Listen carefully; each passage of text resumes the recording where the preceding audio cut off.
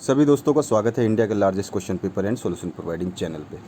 Dear friends, video को बिल्कुल भी स्किप मत करना, आपको एक भी क्वेश्चन समझ में नहीं आएगा। ये क्वेश्चन पेपर्स मैंने बहुत ही इमरजेंसी में आपके एग्ज़ाम्स को देखते हुए मंगवाया है। वहाँ के पियोन ने अपने पता नहीं कौन से मोबाइल से ये फ़ोटोज़ मेरे पास भेजी हैं, जिनका प्रिंट बहुत ही बेकार है, लेकिन मैं आपको सारे क्वेश्चन समझाऊंगा और सारे क्वेश्चंस पेपर आपको अवेलेबल कराऊंगा। चलिए स्टार्ट करते हैं। आपका पेपर 801 मैंने अपलोड कर दिया है, या 802 यानी दूसरा पेपर है ये आपका, जो कि प्रथम वर्ष का है यानी कि फर्स्ट ईयर का। तो इसमें अब आ जाते हैं हम बात करने, जो क्वेश्चन पेपर है इसके सारे क्वेश्चंस को देखने।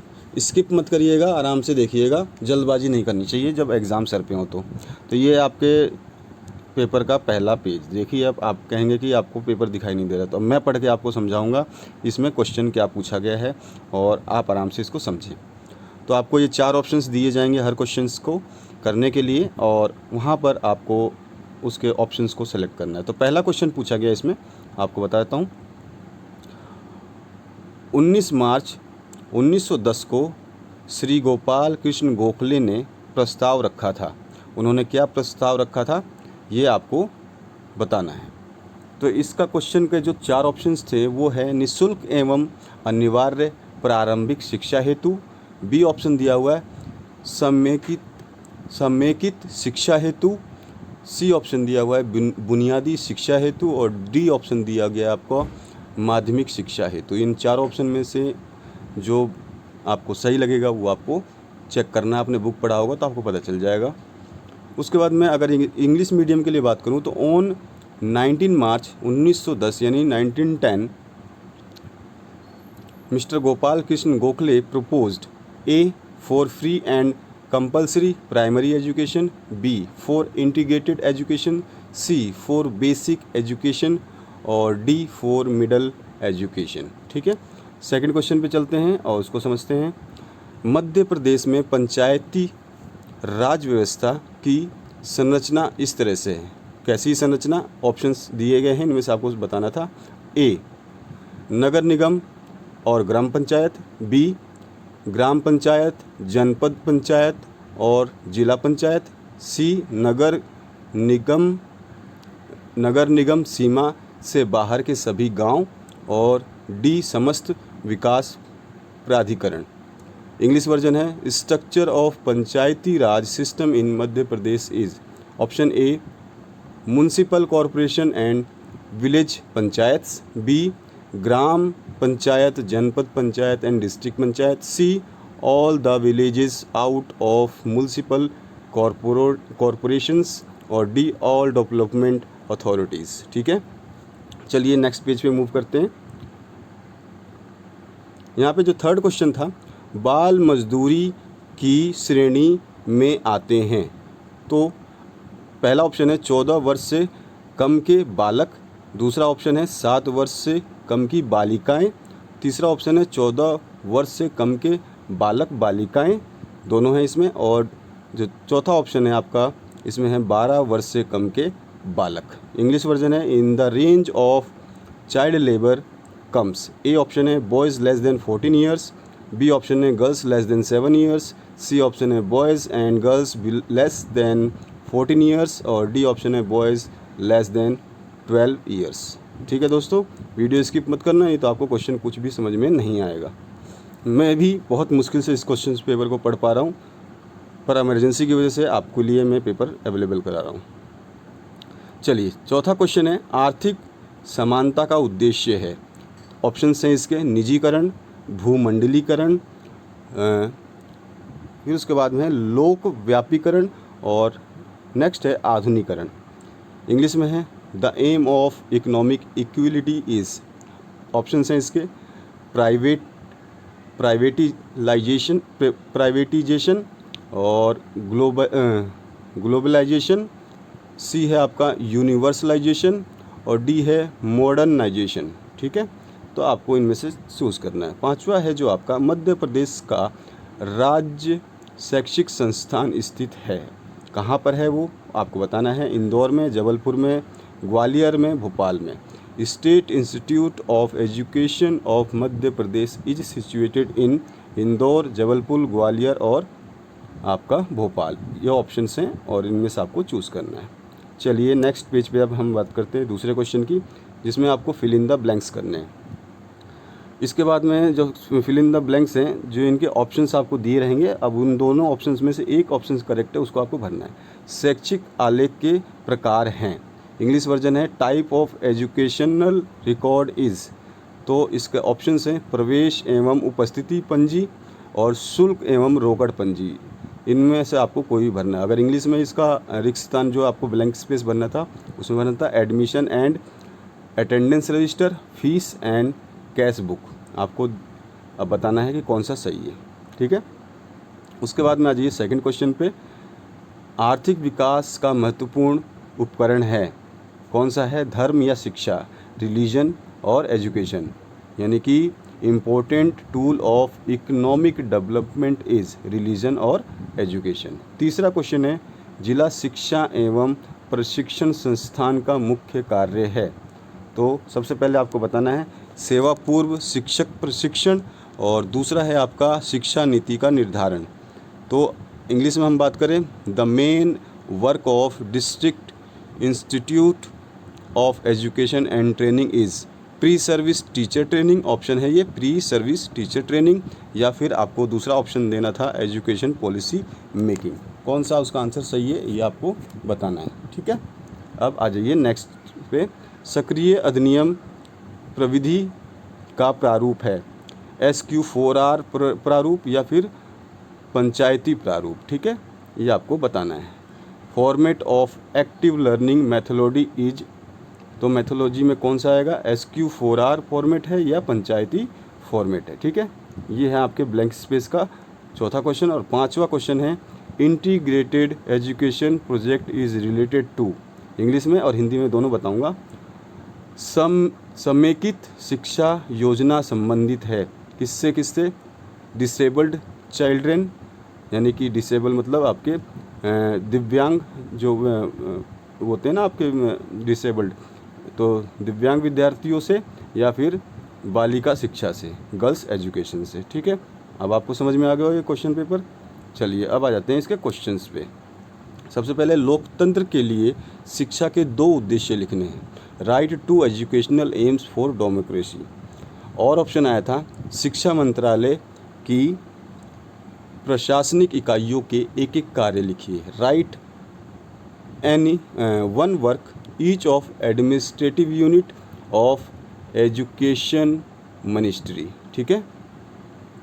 चलिए चौथे क्वेश्चन की तरफ मूव करते हैं। मध्य प्रदेश जन शिक्षा अधिनियम 2002 के 2 उद्देश्य बताइए, write two aims of Madhya Pradesh mass education act 2002, ठीक है, 2002। और ऑप्शन आया था राष्ट्रीय पाठ्यक्रम संरचना 2005 के 2 उद्देश्य बताइए, write two aims of national curriculum framework 2005। पांचवा क्वेश्चन आया था शिक्षा द्वारा आर्थिक विकास के 2 कार्यक्रम लिखिए, write two programmes of economic development through education. और ऑप्शन आया था आर्थिक विकास की 2 विशेषताएं लिखिए, इंग्लिश वर्जन है write two characteristics of economic development. छठा क्वेश्चन की बात करें, चलिए भूमंडलीकरण के 2 लाभ लिखिए, write two benefits of globalisation.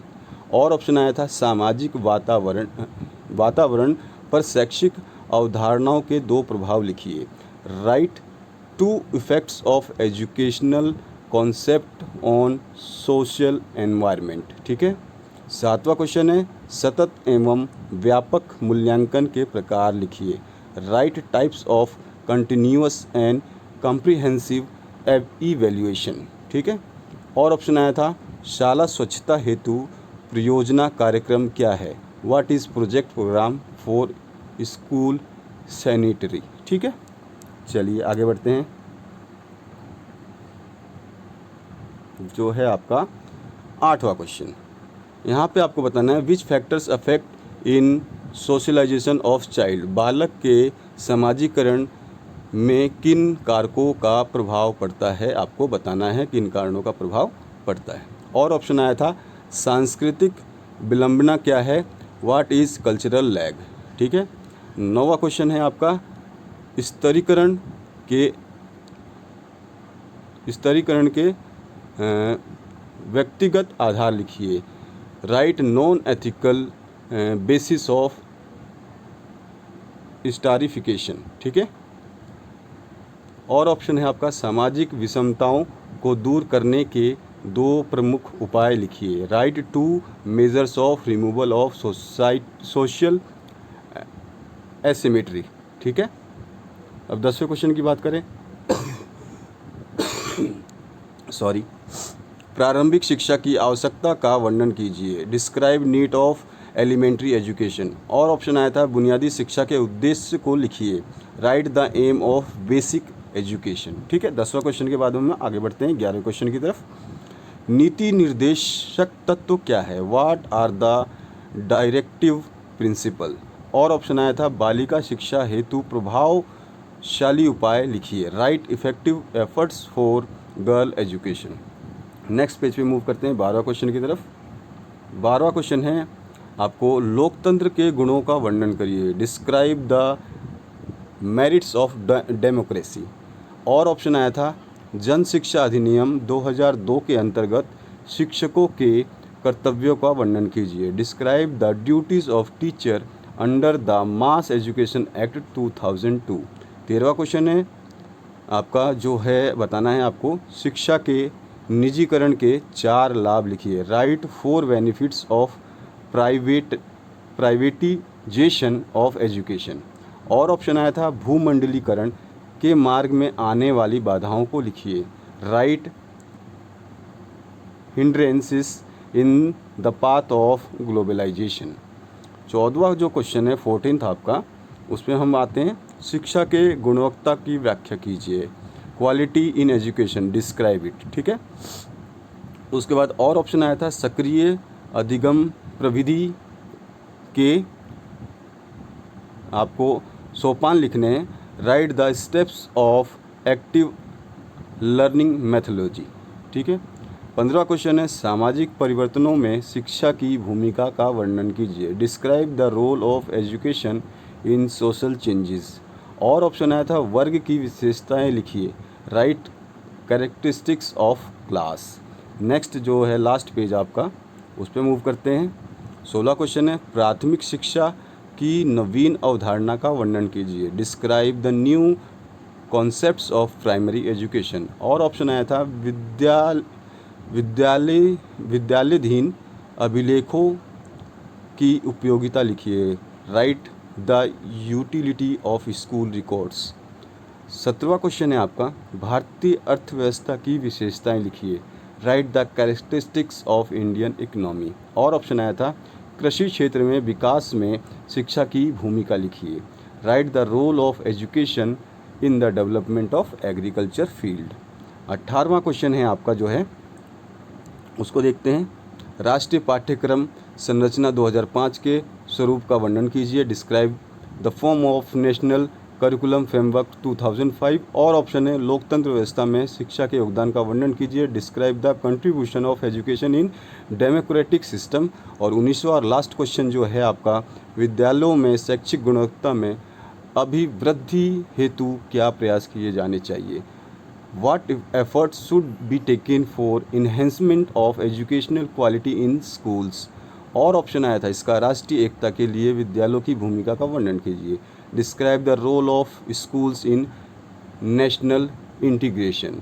तो दोस्तों मेरे पास जो भी है सारे पेपर्स आ चुके हैं, लेकिन बस मैं बता रहा हूँ उन पेपर्स की थोड़ी सी क्वालिटी डिफरेंट है, क्योंकि मैंने ये बहुत ही इमरजेंसी में वहाँ के पियोन से जो यूनिवर्सिटी में आपके जो पेपर्स बनते हैं वहाँ पे पुराने जो पेपर्स रखे हुए थे उससे बात करके ये मंगवाए हैं। उसके पास जैसा भी मोबाइल था उसने जैसे भी फ़ोटो खींच कर हमारे पास भेजे, हम आपको वो चीज़ें दिखा रहे हैं। ये वीडियो देखने के लिए बहुत बहुत धन्यवाद। अपने दोस्तों के साथ शेयर कर दीजिए ताकि उनकी भी हेल्प होए। Thank you very much for watching this video. और नेक्स्ट वीडियो के लिए आप डिस्क्रिप्शन बॉक्स में जाइए और आपको मिल जाएगा आपको next video. Thank you very much.